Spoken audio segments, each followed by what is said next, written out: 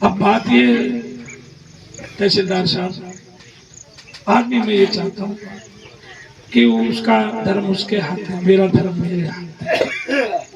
मेरे दुख इस बात का है, वो मेरे डंडे मार देते, मेरी पीठ में लात मार देते तो मेरे को तकलीफ थी, मेरे बूढ़े ब्राह्मण की लात और उसको पटक के ले गई। भगवान को अपने दुख की दुख नहीं होता है, परंतु अपने सेवक के लिए दुख होता है। वो अपने बच्चों को छोड़ करके, ऐसे बच्चों को छोड़ करके, समझिए आप एक संत की इतनी आत्मा दुखी करिए, उसको भी दुखी हो जाएंगे। मैं कह रहा हूँ दवाई से ये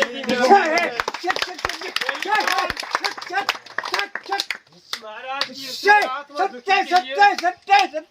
सत्य ईश्वर से फैसला होगा। महाराज जो व्यक्ति मुझे रुलाई इस बात क्या, उसके बच्चे मेरे पर फोन करते हैं रोज, महाराज जी आपने हमारे पिताजी ऐसी जगह डाला है जहाँ छे जो पैंथर रहते हैं, कभी हमारे पिताजी को वो हमारे खा नहीं जाए। मैंने ये कह दिया, विश्वास लोगों के नेत्रों में विश्वास के ऊपर कह दिया, बेटी और बेटाओं बांडा सिंह जी महाराज पर मेरा विश्वास है कि वो उसको कुछ नहीं। तहसीलदार साहब ये 6000 लीटर की टंकी बनाई है, 25,000 लीटर की टंकी बनाई है, खेल है जंगली जानवरों के लिए। एक दिन ऐसा हुआ कि 2 पैंथर आकर के पार्टी के ऊपर टूट पड़े और उस समय मेरा पुजारी ब्राह्मण वहीं जल भर रहा था, परंतु इसको हिम्मत आई, वही बाबा बजरंगदास का टूटा डंडा वो साथ लेके गया था। उसने डंडा उठा करके, जैसे इसमें बल आ गया हो ऐसे उठाया तो दोनों भाग गए। मैंने ब्राह्मण को कह दिया, मेरी गारंटी है कि तेरे को आदमी जरूर पकड़ ले जा सकता है, पर पांड्या सिंह जी महाराज पर विश्वास है कि वो तेरे को कुछ नहीं होने देंगे। तहसीलदार साहब, रुलाई इसलिए आती है कि मेरे पुजारी की घंटी तो 2 जगह पूजा होती है, नीचे उन्होंने अपने आराध्य देव को वहां भी, यहाँ तहसीलदार साहब मेरे पास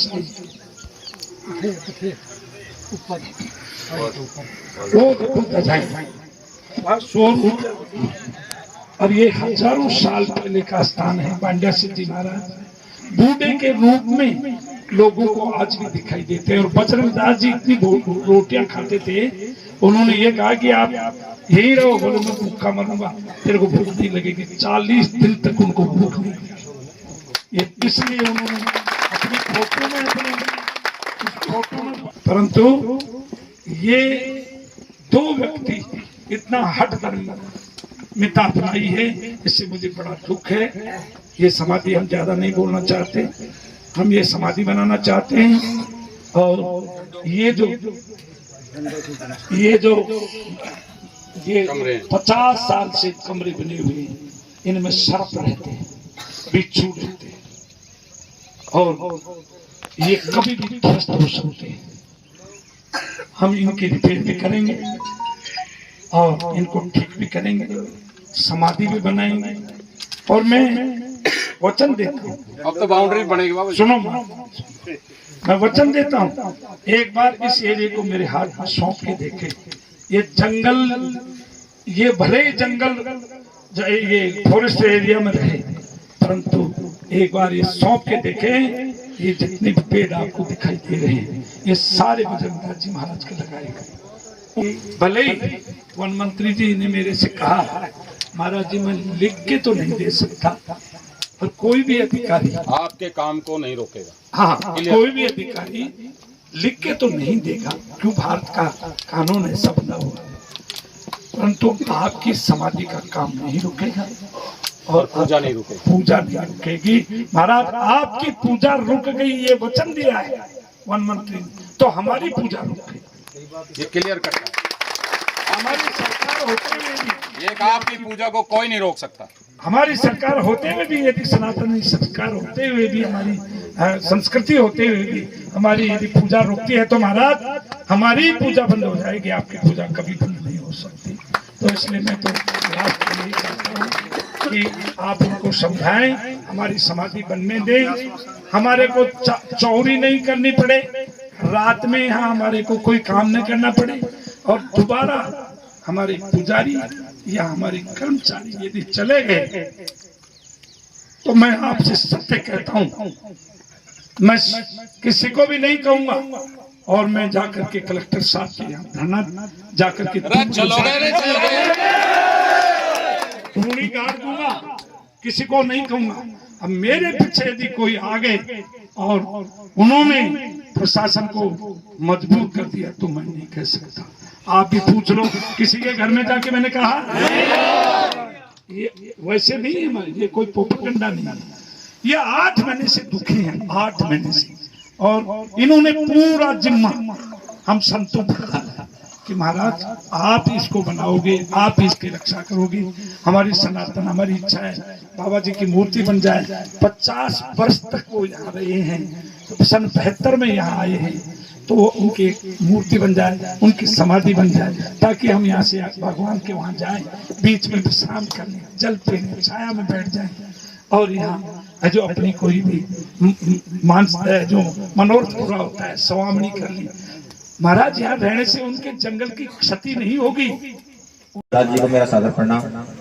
बडाना साहब और सम्मानित ग्रामीण, मैंने पूरा प्रकरण सुना और समझा, मुझे भी बहुत दुख हुआ। काफ़ी गंभीर मसला है, धार्मिक मसला है, लोगों की आस्था से जुड़ा हुआ है, और उस आस्था के साथ कहीं ना कहीं खिलवाड़ हो रहा है, तो लोगों की पीड़ा जायज़ है। लेकिन इतना बड़ा प्रकरण हमारे क्षेत्र में हो रहा है, लेकिन प्रशासन को आपने अवगत नहीं कराया। आपने बताया कि हमने वन मंत्री से मिले, माननीय यूडी मंत्री साहब से मिले, जयपुर में मुख्यमंत्री जी से मिले, तो प्रशासन को भी अनभिज्ञ है कि इतना बड़ा प्रकरण हो गया। आप पहले ही बताते तो मैं आपको आश्वस्त करता हूँ कि बहुत पहले इस पर कार्रवाई होती, लेकिन आपने बताया नहीं। चलो देर आए दुरुस्त आए, अब आपने अवगत कराया है तो इस पर अवश्य कार्रवाई होगी। मोटी मोटी मैंने समझे 2 समस्याएं हैं। एक तो ये है कि जो हमारे पुजारी जी हैं, पंडित जी हैं, ये पूजा अर्चना करने आते हैं, उनके साथ मारपीट हुई है, समाधि का निर्माण हो रहा था, इनको रोका गया, सामान भी जब्त किया गया।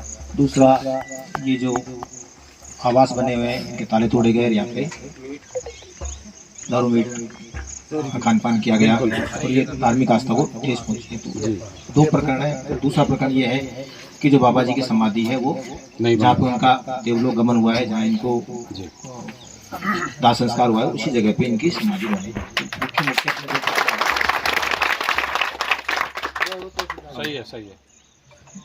तो इन दोनों प्रकरणों में मैं आपको आश्वस्त करता हूं कि जरूर कानून सम्मत यथासम्मत कार्रवाई होगी। भारत एक लोकतांत्रिक देश है, और लोकतंत्र में जनता जनार्दन होती है। तो आप जनता है, आप ही वोट देते हैं, आप ही सरकार चुनते हैं, तो जनता की बात तो सरकार को माननी पड़ती है। और आप इतनी बड़ी संख्या में जुटे हो, और आप लोगों की जो बात है वो हम जरूर ऊपर तक पहुँचाएंगे, और सरकार भी आपकी बात को जरूर मानेगी।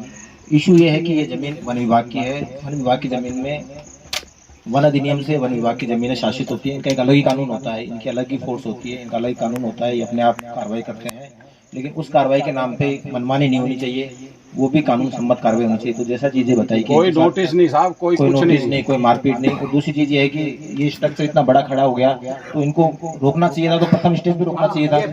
भाई ये इतना बड़ा स्ट्रक्चर खड़ा हो गया, तो उस समय इन्होंने कार्रवाई क्यों नहीं की, ये भी पूछने का प्रश्न है।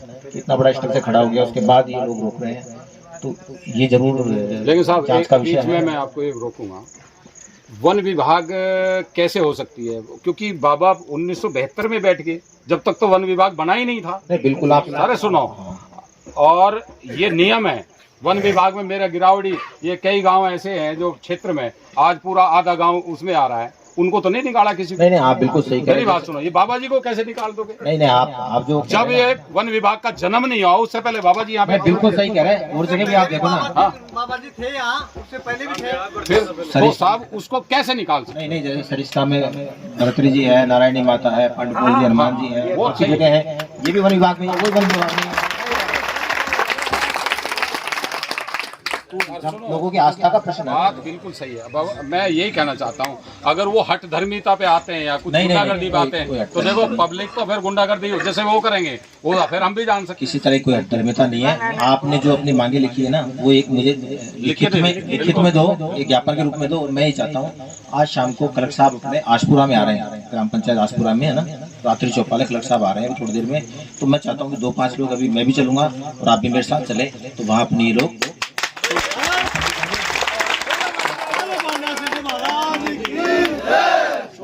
वहाँ पे देखो पुलिस भी होगी। तो अब हम कमेटी तय करेगी और वो भी अभी बता देंगे हम आपको। नहीं, मैं ये चाह रहा हूँ, देखो अभी आप जाओ नीम का थाना, जब अपने पास ही प्रशासन आ रहा है, कलेक्टर साहब आ रहे हैं, तो अपनी बात अपन अभी यहीं रख देंगे ना। मैं भी चल रहा हूँ ना साथ में आपके, तो मैं भी आपका समर्थन करूंगा। कब तक आएंगे? अभी आ रहे हैं, आ रहे हैं, हाँ, ठीक है। 6 बजे का टाइम है, तो आप 4-5 लोगों की कमेटी आप बना लो और आप चलो और अपन पूरा प्रकरण बताएंगे, ये सारी चीजें अवगत कराएंगे किस तरह का इन्होंने मनमाना काम किया है। कौन सी जगह आ रहे हैं? आसपुरा, हाँ, पास में, ठीक है ना। रात्रि चौपाल, रात्रि चौपाल निवेदन करूंगा कि आप लोगों ने शांतिपूर्ण अपनी बात करी, शांतिपूर्ण धरना दिया, और महाराज के लिए आप लोग ये कर रहे हैं, महाराज की भी आंखों में आंसू आ गए, तो उसके लिए महाराज हम क्षमा प्रार्थी है कि प्रशासन करते हैं, प्रार्थी है कि आप लोगों को अच्छा कष्ट हुआ और आगे से भविष्य में आपको कष्ट नहीं होगा, ये मैं आश्वस्त करता हूँ। और आपकी समस्या का यथासंभव समाधान होगा, संविधान सम्मत समाधान होगा, ठीक है ना। एक मिनट में मैंने प्रशासन को सूचित क्यों नहीं किया? आपने अभी अभी कहा कि इनका कानून अलग है, इनका प्रशासन अलग है, इनके सब कुछ अलग है। यदि हम आपको सूचित करते हैं, अन्य किसी को सूचित करते तो आपसे मांग करके हमारे को घुसने भी नहीं देते। इसलिए मैंने यदि कोई किसी को सूचित नहीं किया, न गाँव वालों से किया, मैंने एक अपना दुखड़ा रोया 1-2 आदमियों के सामने। मैं तो ये कहना चाहूंगा कि आपने जो सोचा थोड़ा सा गलत सोचा है, कि हमारा काम ये नहीं है कि कोई विभाग मनमानी करा, जैसे खनन विभाग है, कोई विभाग है, प्रशासन काम है कि सच को सच, गलत को गलत करना। तो प्रथम दृष्टया समझ में आ रहा है कि पुराने मकान है, 50 साल पुराने मकान है, कुआं बना हुआ है, आसपास लोग रह रहे हैं, आस्था का केंद्र है, मंदिर भी है, ऊपर मंदिर भी है, तो ऐसी कोई बात नहीं। साहब इन्हें तो 151 में पाबंद कर दो, इन्हें वन विभाग वालों को पाबंद कर दो। जी जी जी, अभी कह रहा हूँ ना, अभी वन विभाग को भी फोन हो जाएगा, कलेक्टर साहब को मैं भी अवगत करा दूंगा पूरा प्रकरण है ना, और बिल्कुल आपकी समस्याओं का यथोचित समाधान होगा।